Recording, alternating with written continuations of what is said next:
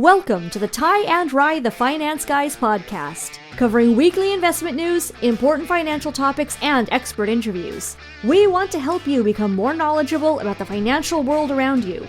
This is not an offer to sell you anything, and remember, past performance doesn't indicate future results. Now your hosts, Ty Hansen and Ryan Robertson. Oh, look at Ty. Look at that smiling face right there. Ready to roll, buddy. You ready to go? We got another episode for a new week. Let's do this. I'm excited. Yeah. Hey, I want to give one update. Yeah. Did it last week, the ETF contest. Yeah. Got a few extra submissions, gave it a little extra time. We're going to start it on the 15th of December. Yep. So if anybody's wondering, that's when it's going to start, and that's when we can start giving the kudos updates. In fact, the next episode, you will get the first update. I will say, a couple of the submissions already, I'm like, ooh. I hope I'm wrong, but ooh. There's time. Ooh. There is time to feel it. So anybody listening, if you've already submitted, maybe a few of you, at least a handful of you, you may want to check your notes. Yeah, it is going to be fun. It's been turbulent. Did that sound arrogant on my part? It did. It sounded very arrogant. Whew. You got your pink shirt on and your arrogance. I do. Look at me. Oh. Pink is hot. So this is what we're going to talk about this week. We're going to talk about alternative investments, the kind of things that you just are not very mainstream. Right. And hey, maybe you could do them. Maybe you could be a part of them. Maybe you could learn how to do them. Right. Some of them are going to be high risk, high return. And some might be actually make some sense. So we're going to talk about the alternatives that are most common. Right. Maybe it even covers all of them. I don't know. And then we're going to talk about how that fits. Yeah, exactly. And that's the last thing that we've got here on our little note sheet for today is how do alternatives fit into that perfect portfolio, right? Yeah. Perfect in air quotes. And that's one thing that I really want to dive into with this is understanding and really getting into this ideology that, we harp on this all the time, that it's not just one size fits all with any investment strategy, right? And so having this, this alternative piece makes a big difference, right? Yeah. So yeah, I like that we can kind of bring that together. So and oftentimes we talk about what's alternative and what's conventional, because really you could get pretty granular with what's alternative and what's conventional. Right.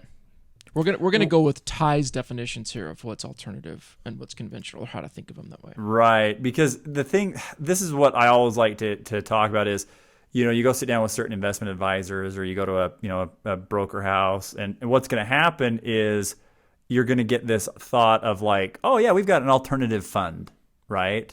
And it's like alternative stocks, right? And it's like Pearl Jam, Nirvana. Rage Against the Machine. Yes. Yeah. No, not those alternatives. Not the 1990s grungy alternative. That's not what I'm talking about. I thought you were investing into the bands. Gotcha, I'm talking about alternative energy, or we're going to talk about some metals and different things you can invest in that way. So what that's like. That can be even real estate. We're going to talk a little bit about real estate, right? You can go buy a real estate, like a REIT stock.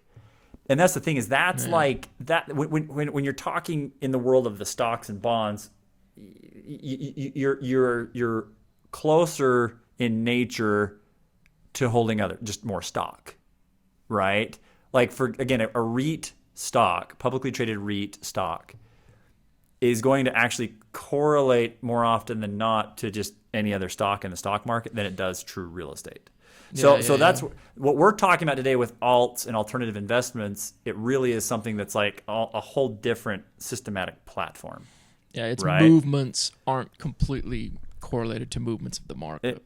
Exactly. So that's kind of where that's why I wanted to kind of define that. So conventional stuff is more, again, like we're talking about your stocks, your bonds, things that are traded on a publicly traded platform that are easier to get in and out of. But the real distinction kind of from our definition today is the alternatives we're going to talk about, it's like you got to go somewhere else, right? Like you're most likely not going to get this on the Fidelity regular trading platform. Yeah. Right. Right. So that's what we mean between alternative and conventional. So. Right. Yep. And not that it's always this way, but a lot of this is going to be relative to, say, like a self-directed IRA conversation we've had right many times in the past, because a lot of this alternative stuff, that's what you have to have, is some sort of self-directed account in order to do bingo.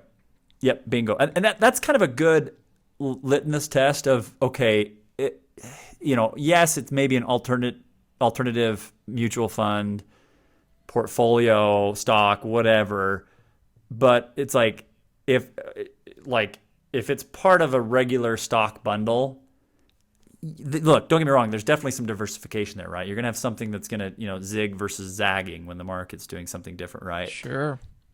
But yeah, like usually there's this idea that, okay, you're kind of moving off the normal trading platform to pick up something that's, alternative in nature. So yeah. So let's list a couple of names, probably a lot of stuff people have heard of. And then we're going to kind of talk about them just briefly. We don't need to go into them too much. But we're talking about things like private equity or venture capital, private companies. We're talking about hedge funds. Yeah. Which we probably heard a lot of that. Hedge fund managers. Hedge fund managers, with their beachfront property in Montauk. Managed futures. Right. That's one we've talked about. Now, we brought up this one with art, antiques, commodities, derivatives. Man, those derivatives are fun. Oh, they're so crazy. And even real estate, right? That and we're not talking about, again, REITs, we're talking about actual real estate. Right. Yep. That definitely fits into that alternative category. Right. So let's go back to the top. Let's talk about that first one. Private equity, VC, venture capital, hedge funds. Yeah, being an angel investor. And like you see a lot of these now too. We've got a couple of clients that will send, like I've got a good buddy who will send me almost like once a week, different investment groups that send to him publications, right? Hey, you can be an angel investor in this group, right? Like, yeah, where it's where it's startup and things like that. Like these are some of the things he's seeing, or the private equity VCs, hedge funds. So. Yeah. Because we're really talking about, on that side of a private equity VC, we're in a lot of ways we're talking about privately owned companies, right? And even hedge funds, which are essentially privately owned companies as well, right? But the specific purpose is you're having somebody invest that money into some sort of trading strategy, right? Oftentimes higher risk, but it's private companies, and it's generally speaking, a lot of times not companies that are well established. That venture capital. Well, I mean, I will say some though could be. Sometimes you will see like VCs that go after specific types. Like they may be. So I'll give you an example. There's one here in Utah. Like now, Bain here's Capital. The other thing. Well, yeah, Bain. Yeah, but it's Mitt Romney, right? I'm thinking Sorensen Capital. Okay. Which that actually had a lot of money tied in from Steve Young, right? The former NFL quarterback, Steve Young, right? Ooh, a lot of his Steve money Young. was part of Sorensen. So I didn't know that. I have a personal connection with Sorensen Capital. So my father, we had a family business growing up, right? We had a wood shop. We built furniture, a lot of stuff like you do, right? And we had that business growing up. And at the same time we started our business, Robert Workman started another company, Provo Craft, very similar. Robert, though, kept changing his business model, kept evolving, kept adapting. My parents' company did a little bit, and it was successful. But, man, so Provo Craft ended up doing like what was called a Robert's Arts and Craft, where like scrapbooking, little knickknacks, all that stuff. It was huge. Funny. I wanted to get a booth at Robert's Art and Craft to sell furniture. Oh, to sell furniture? Yeah, exactly. So they were pretty big in the Western U.S. Anyways. So they kept evolving. Both companies started at the same time. Fast forward 15 years, my parents kind of sell off their business. It was marginally successful.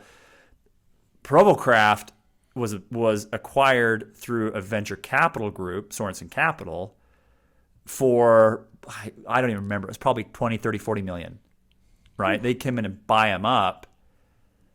and they kind of reworked them. So anyway, so that was an existing company, but you're right. A lot of times it's more speculation though. There's a lot of, so that's what this whole idea is you as an investor say, hey, I don't want to be the one actually like dissecting these companies and seeing what's a good fit or how we can make them better. Because that's what Sorensen did with Provo, right? Provo Craft and Roberts Arts Craft, is they came in and said, you got a good business model, we can make it better, clean it up, turn around and sell it off and make a bunch of money with it, which they did, right? And so, in fact, it was sold twice. And they made crazy good money both times they were sold. Crazy good money.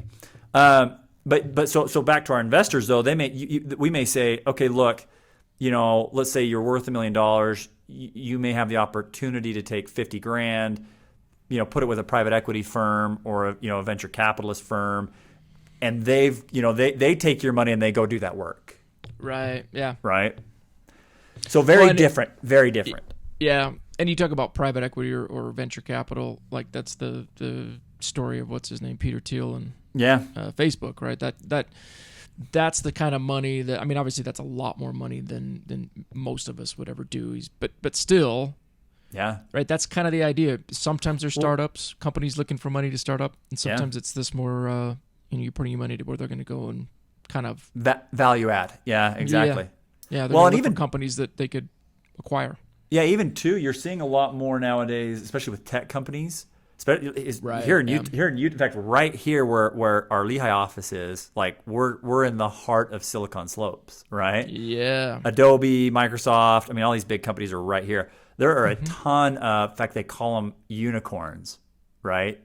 These new, like it's a unicorn investment where it's like the next biggest forward-thinking technology company.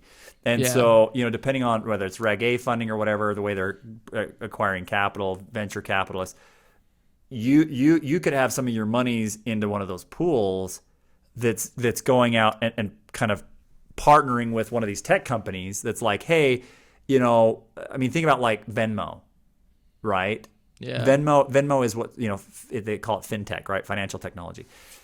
Venmo, if you could have been part of the initial private funding that was part of that. How big is Venmo now? Right?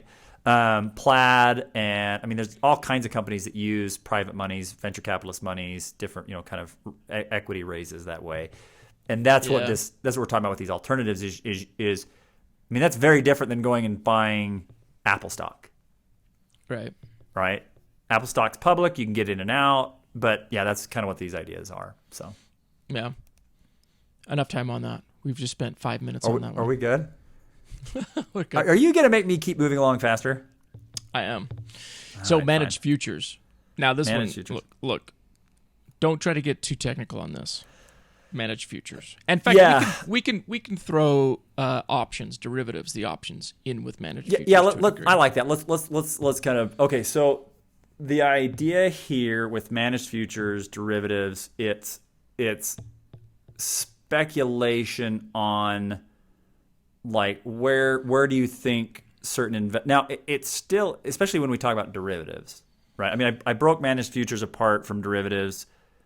They're all still built on making monies from something else, right? It's derived from like an underlying stock or, underlying like orange futures, beef futures. So that's what this managed grains, right? In fact, do you remember Trading Places, the movie from the 80s with Dan Aykroyd Was he? Yeah, he was a commodities. They were a commodity trader. It was all based on orange futures. It was all on orange futures. It's a really good movie. It's actually really funny. It's kind of like the little guy takes down Wall Street. It's kind of cool. But that's what okay, so managed futures is this idea of like, okay, I'm going to give so much money to this trader while the underlying investment truly is, like maybe corn. There's what? Corn? Not porn. Corn. Okay, corn. Corn. Oh God. Not pornography. Okay. I mean, that's a very lucrative business. I mean, I don't personally agree with it. But okay. So yeah, corn. But there's also, you can do S&P 500 future contracts, meaning there's kind of a gamble as to if it's going to go up or down at a future point, like a week out, a month out, 6 months out. Yeah. And that's what managed futures is, right? Is you can carve off some of your money. So again, it is still, I mean, if you're talking about grains, if you're talking about corn, if you're talking about oranges, beef, that's obviously not tied to the equities markets. But if you were doing like managed futures on the S&P 500, future contracts, or there's even Option derivatives contracts based on one of the most complex calculations I've ever had to do in my entire life was based on a derivative or an option on on currencies, on future currencies, like the yen. And you can even like swap those yens for British dollars or the ruble, pesos or rubles or the or Swiss the euro, franc. Swiss franc. Like so, and that's what we had to do was we had to use these managed futures, these derivative contracts on paper. It wasn't for real, and we had to look at how everything was trading. All these different. Not only was it currencies, but it was like currencies and what we expected the values to be a week from now. Yeah. We had to look at those future contracts, see how we could trade through 2 or 3 different currencies, and it's called arbitrage, right? We were able to make, like, if you were trading $1 billion, you'd make an extra 0.5%. Anyways, craziest calculations I've ever done in my life. And so that's what this whole idea is for alternatives is you're not investing directly in Apple stock, but you're kind of part of the group that's betting on, okay, where's Apple going in a week? Where's the S&P 500? What are orange crops going to do in 6 months? Oil. Yeah, exactly. Oil futures, right? These are what those derivatives and those managed futures really are. Now, what's interesting about this is, a lot of times people are like, oh, that's just speculation. That's just day trading, which it is. There's a lot of risk here. And the overarching theme with alternatives, there's a lot more risk. Right? So you've got to be smart and calculated with this. And different kinds, too, because you talk about there's market risks with all of them. Yeah. But then there's also things like management risks. Who is running this thing? Oh, and you don't really know. No, that's a great... Well, I mean, you do, but that's the point. You need to find out. Oh, the biggest thing, and this is a blanket statement for all of these alternatives. The blanket statement here is I always tell clients, more so than anything, you are investing in the principles of that group. Yeah. Right? Either if it's an options trader, you're investing in that person. Or if it's a private equity group, we've known some private equity groups that have done tax liens in real estate, right? Haven't fared very well. I know other, Sorensen Capital, right? Venture capitalists, right? Man, they're amazing. They had a bunch of home runs. They did amazing, right? So I always tell people you're investing in those people. So you want to know what experience do they have, right? I've got another client who just this last month she put a bunch of money into she didn't buy self-storage units. She invested into a private equity group that was holding a bunch of different self-storage units, right? And it was giving some pretty cool returns, not super aggressive, and it came back down to, okay, you need to know. I want to know the track record of the group managing the private equity, managing that real estate. What is their experience? Right. You know what I mean? And that's it's huge. It's so important. It is. Unless you're doing it yourself, if you're learning how to trade options or trade futures, you can do that. There's platforms for you to do that. In fact, most of the TD Ameritrade, Fidelity, they'll give you the ability to trade on it. Now, in some ways, you have to kind of go through a process to do it. But you can do it on your own. But if it's in some sort of group situation, you got to get to know who's in charge of that thing, because that's really where the crux of the investment's going to come from. Seriously, and I have seen, and this is the whole point with this, right? It's risk reward, right? There tends to be more reward here, but I've seen people go belly up. I've seen it's like you put 10 grand in there and all of a sudden it's gone because the company goes under, right? And the other thing I like that you said too is there's a big distinction. If somebody gives us money to manage, they never give our company directly. They never give us the money. It goes onto a custodial platform, and we're that custodian's helping us trade the stocks. Mm-hmm. If you're investing in private equity, a lot of times you're writing a check to John Doe Private Equity Company. Yeah, that bank account of the actual investment. Absolutely. Right? And nobody's in charge of that other than the people that you're giving it to. Right. How risky is that? It can, I mean, that's what I'm saying. Right? That's the point. Just do a little homework beforehand to know who they are and who's in charge of that thing. Absolutely. Now, not all the times, but most of the times these companies do have some sort of public information you can find. Right. Right? There's something that you can get, whether it be a Regulation D offering or whether it be just an LLC. That they have to have something. If they're offering you an ability to invest in the company, there's some sort of registration you have to go through in order to do that. Could be Reg D, could be Reg CF, Reg A, could be Reg A, Yep. something. Reg CF. Which you can get a lot of the documents for, and you can kind of read through them.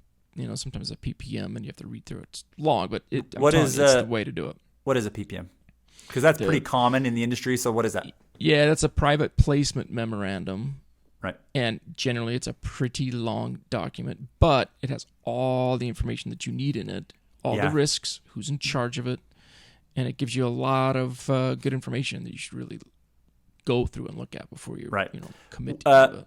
Back in the day, so I cut my teeth getting into, I worked with a real estate securities broker dealer, and we did 1031 exchanges, right? And we were securitized 1031 deals, meaning they were considered like a stock and a bond, because we had multiple investors coming in. They were buying real estate, and we're not talking like $1 million of single family residence. We're talking like 20, 30, 40, 50, 60 million dollar office, retail, self storage. I mean, these were pretty high end deals, and all of them had PPMs, private placements. And you had to show and you had to be accredited. You couldn't, this wasn't just Joe Schmo off the street. You had to have $1 million plus or so much net worth or so much income. Yeah. And a lot of times that's the case for these private placements, is you do have to have some level of accreditation. But yeah, those PPMs, sometimes you're talking like, 1.5 inches, 2 inches thick. Yeah. And here's the thing. If I'm just going to Joe Schmo and I write him a check and he's going to invest some money for me and he's like, oh yeah, I've got this great strategy. I'm going to tell you what's going on. And you just write him a check. Is that Matthew McConaughey? All right. Wow. That's a big difference between going to another company and they're like, yeah, no, we've got this fund. This is what we've been doing. Here's our PPM. That PPM, if it's, 1 inch thick, now, I tried reading through some PPMs once. I've never gotten through it. It's hard to get through. But here's the thing. If a company's putting out a PPM, most likely they've jumped through a lot of hoops. They've paid a lot of money. Mm-hmm. They're not messing around. Right? So what does that tell you? Do you want to give Joe Schmo, Matthew McConaughey $10,000 or $50,000, $100,000? Or do you want to give company ABC, who's giving you a lot of, actual viable information? Who do you want to give your money to? Right? Yeah. And right. The other thing is this transparency idea too. If the company has a transparency system, you can log in and see your account. You can you can request bank statements. You can look at, other pieces that are really important to the assets that you're buying. Right. That's important too. You kind of have some transparency there. Well, and with transparency, just as a random side note to all this too. What have we? We've worked with so many different private equity groups. A lot of our clients invest in different groups. What is? It's so simple, but what do you feel like? We've talked about this week. What do you think is the most simple thing that the sign of a good company is if you're investing in private equity? What do they do well? Oh, communicate. Communicate. That's it. Yeah. Right? If they're not reaching out to you, sending you statements, giving you information often, answering the phone when you call, answering emails. Right. Yeah. It really is just the way the company is actually on top of it and cares. That's one of them. You want to do some more than that, but that's a very, very big one for sure. Oh, right. Simple communication. And I like what you said too. Do they have an online system you can log into? There's a group that we've done some REITs with out of Arizona, CIM group, and they're a private held REIT, and they've got some other alternative investments, different types of preferred stock, private placements, but they actually still post some of their return data publicly online. Yeah. They don't have to, But I love that they do that. So you can, like, again, now they're not actually my favorite REIT. They haven't performed super great. But again, that's okay. Performance is one thing, but like as far as them, the infrastructure of their company, they are top notch, right? They communicate very well. They have all their information available. Every time I've worked with them, they're great to work with. So yeah, anyways, that's something you got to be thinking about is watch for these things if you're looking to do alternative investments, right? So yeah. Let's there's two other ones here. I don't know what you want to say about art. So as an alternative. Yeah. So there are and commodities. The reason I wanted to bring up commodities and art. With art?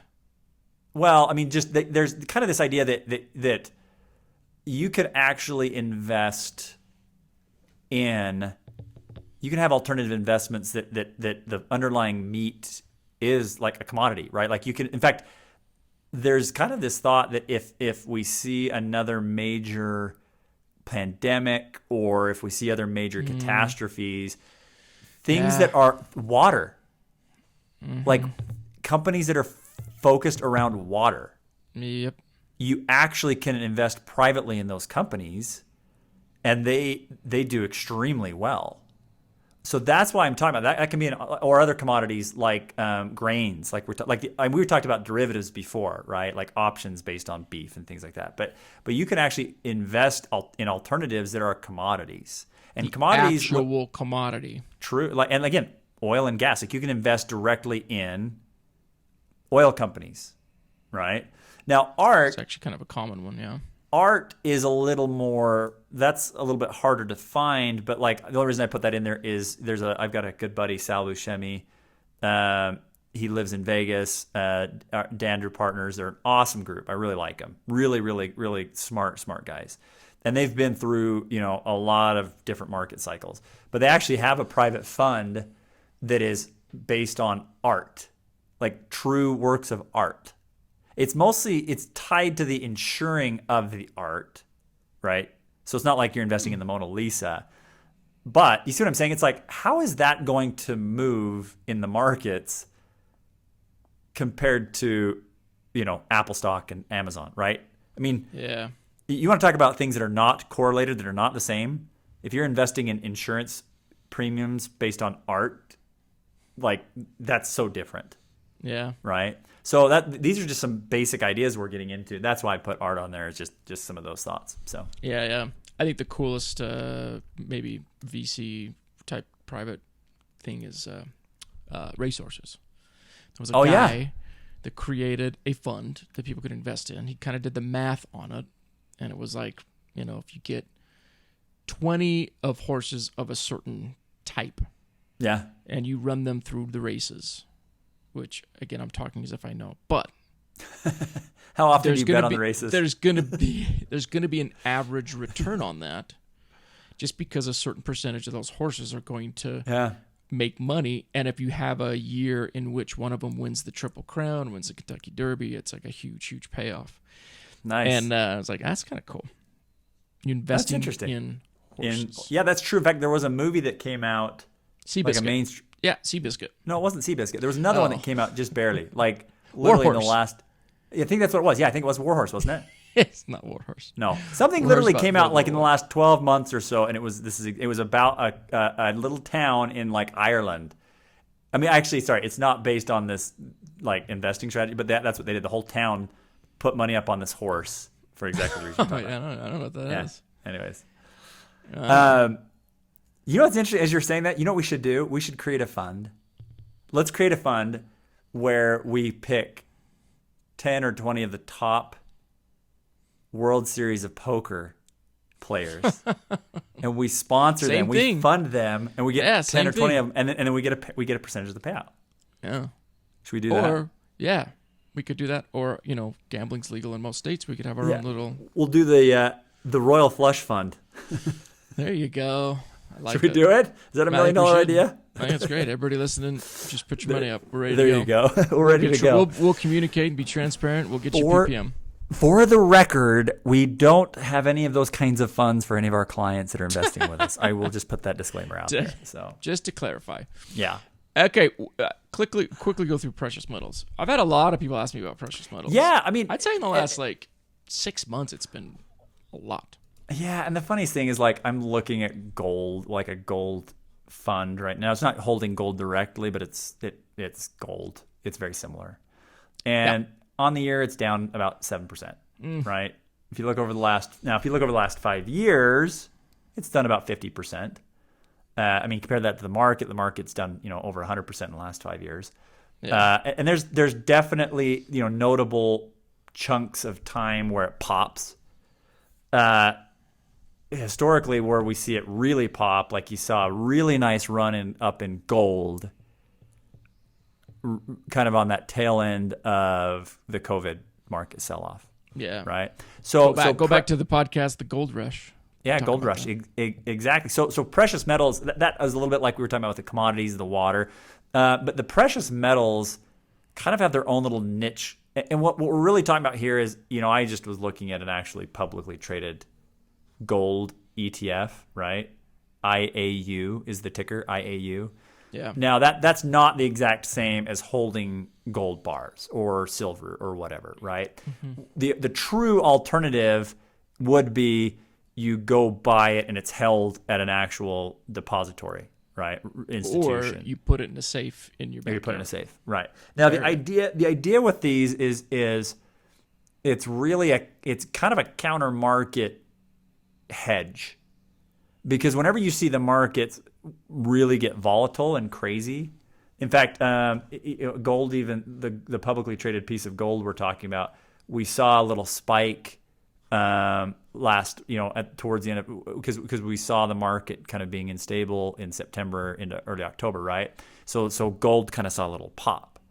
So that's the reason why precious metals have this role as an alternative in a portfolio. Is people tend to want to retreat back to these metals when the markets are unstable. Now, What's an interesting thing about this, though, because another alternative is crypto, right? Crypto truly is it's an alt, and that's what's interesting is we're starting to see. In fact, Turin from Fidelity, you and I love and follow him.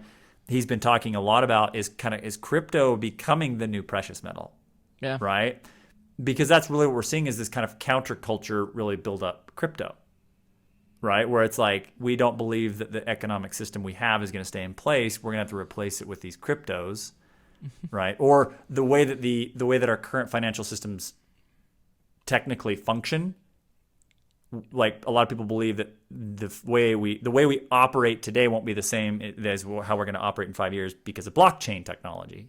Yeah. Right, and so that's this idea is that okay, well let's invest in this alternative through the crypto channels to have something that moves counter cycle, right? Or counter market cycles. So, which has not proven to be true. Correct, and that's That's a whole different discussion. Exactly. Now let's take the last little bit of this whole discussion to really kind of understand how does what's the good and bad with all this? Yeah. Right. And the idea here why is do them? Why do them? Right. Why do we even do alternatives? The idea is, it's really the ultimate. You're trying to find. Look, we're really good at selling sunscreen in Florida, right? We're really good at it, but every so often it rains, so I really want to go get the ability. I want to have the ability to sell umbrellas. That's what the concept of alternatives is. Why do we do them? Is because we want something that really will kind of counterbalance market drawdowns. Yeah. Right. Now the pros and cons. Obviously, the pro is a lot of times there's more potential for gain. The cons usually are like what we talked about. You've got a lot more risk. Most often, alternatives require more money to get into, and most often when you put your money in them, there's no liquidity. You can't. That's one of the biggest ones, I think. Yeah. Right. Yeah. And that's fund. Yeah, when you think about the difference between what we're talking about, conventional plus alternative, conventional investments have a fairly high level of liquidity just because of the open market. It's built for people to buy and sell.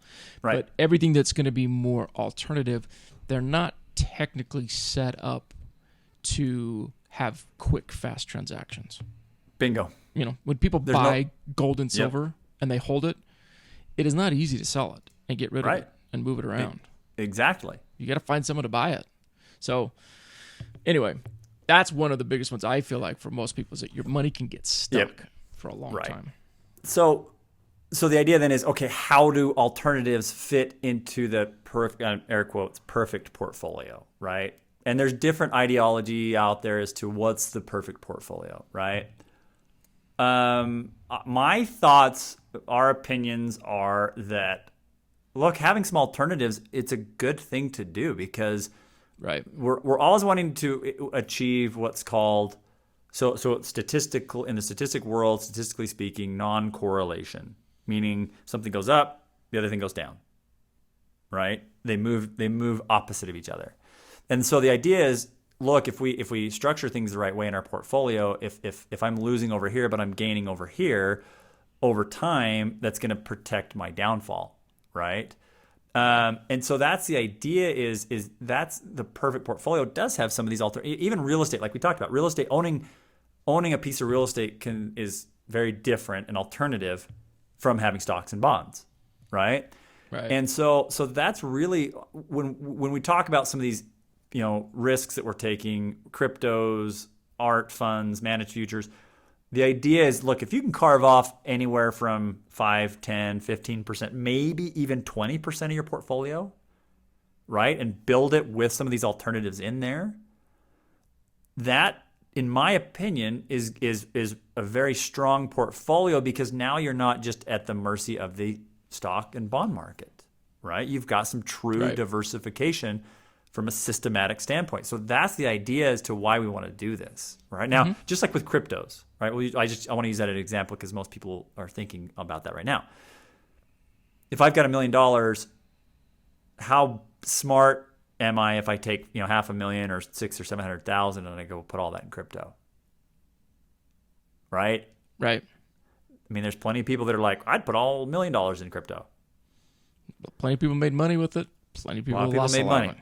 A lot of people, more than not, have lost a lot of money. So the idea is that, okay, no, if I've got $1 million, if I carve off $100,000, $50,000, $100,000, and go do my crypto trading, that's okay. Like, right? That's part of that quote unquote perfect portfolio if you've got some of these alternatives in there. Now, I would even say too, what I would recommend if this were my portfolio, myself, I would do 20 or 30 in cryptos, 20 or 30 in managed futures, and maybe have another 20 or 30 in some managed, whatever, right? Private equity, like that's the idea, right? Yeah, so my alternative, diversifying your alternatives. Exactly, right? So I don't know. That's the main thing we want people to really think about is, okay, how does this fit into the big picture? And do you really know what you're investing in? Are you okay being tied and married to this group, right? Do you understand what the heck's even going on? Right? Because if you don't, if you don't know, if there's no track record, if you don't know who these people are, I mean, you're kind of just throwing your money away, right? Well, and it's just you're just putting more unnecessary risk into it because, we've talked about this, the Fomo investing. If somebody's selling you hard on an investment, make that your first signal to go, okay, I need to step back here because somebody really, really wants me to do this.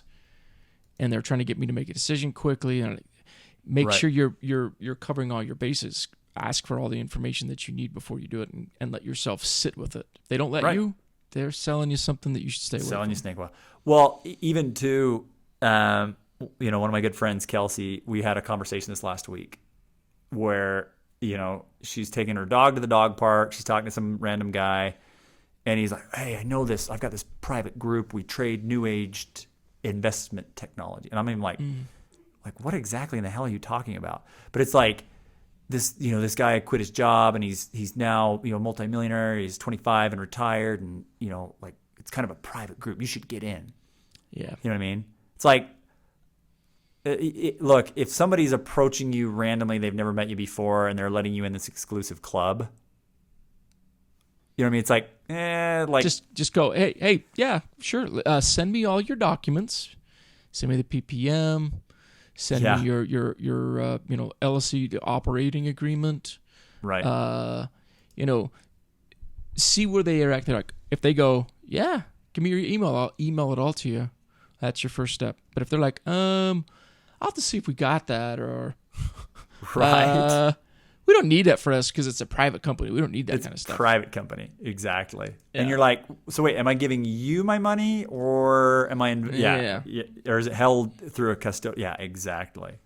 So that's what I'm saying. It's like, man, there's stuff like that all over the place. People trying to kind of prey on get rich quick, FOMO. Yep. So. And we talked about the Wild West with the self-directed IRAs. Alternatives are the Wild West of investing in that. Yep. I think almost everybody has come across this type of alternative investment at some point.